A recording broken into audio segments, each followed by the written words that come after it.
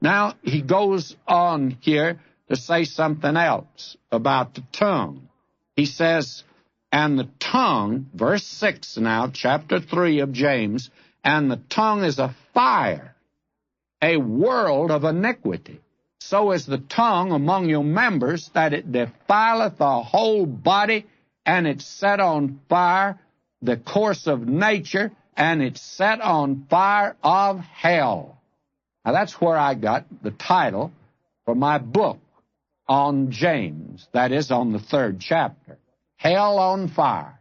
That's what the tongue can be, and it is in many cases. And by the way, this little book is available to those that support the program and those that would like to have it and would want to be a partner with us in this ministry and send a gift for its support. But be sure and indicate that in your letter, by the way. Now, this is something that I think is quite impressive, my friend, that the tongue is compared to a forest fire.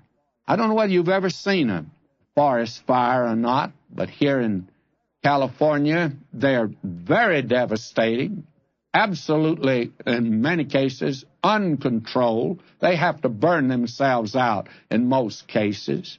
Now, fire has been, of course, one of the greatest friends of man in nature. In fact, the evolutionist likes to say that the dawn of civilization came when man found out he could use fire. When it was under control, it could warm our bodies. It cooks our food. And it's tragedy, though, when a house is on fire.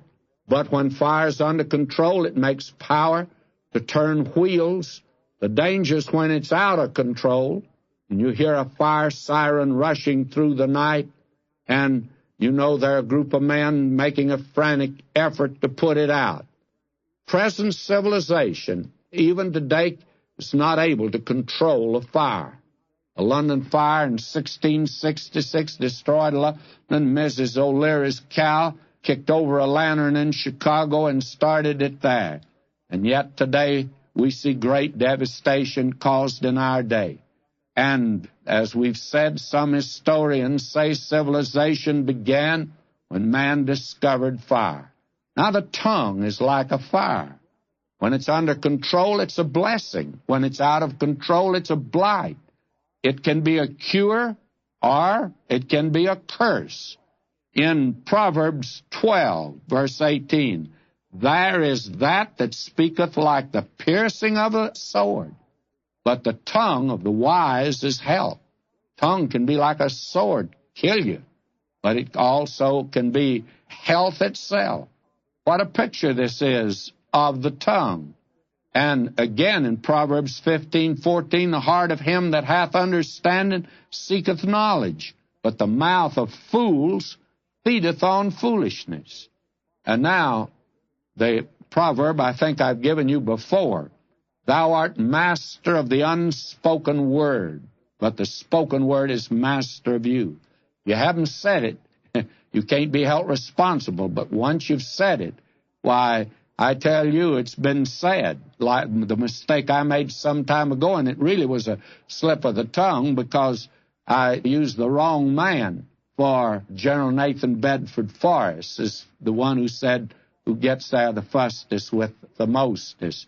I made a blunder at that time, and it was a slip of the tongue, you see. And you remember that man Simon Peter. His tongue betrayed him, but he denied he knew his Lord. But on the day of Pentecost, who was it that the Lord used? That blundering, stumbling, bumbling fella, Simon Peter. Now, forest and brush fires, they scorch, they blacken, they're a plague. And a tongue can burn through a church, or burn through a community, burn through a town, and even burn through a nation. Now, when it says it's set on fire of hell, there are those that have questioned my use of that word in the title of my book, that this is not the proper translation. The Greek word here is Gehenna. It's not Sheol.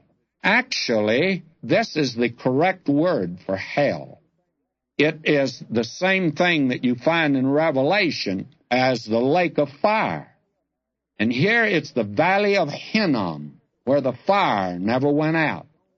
And this word is only used 12 times in the New Testament. And the Lord Jesus is the one who used it 11 times.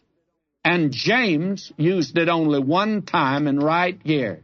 And this is a correct translation. The tongue set on fire